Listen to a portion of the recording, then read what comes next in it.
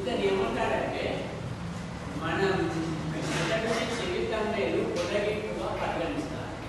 ఇక్కడ ఒత్తిడి చేస్తే మెదడులో ఉన్న న్యూరాన్లు ఉత్తేజితం.